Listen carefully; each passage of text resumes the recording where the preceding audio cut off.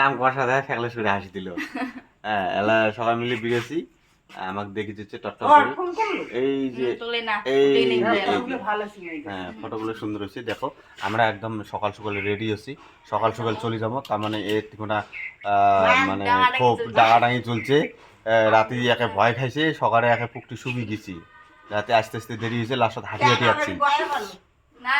কায়ারও বয়া পায়, ভাল পাচ্ছি ই বয়া পায় বলে।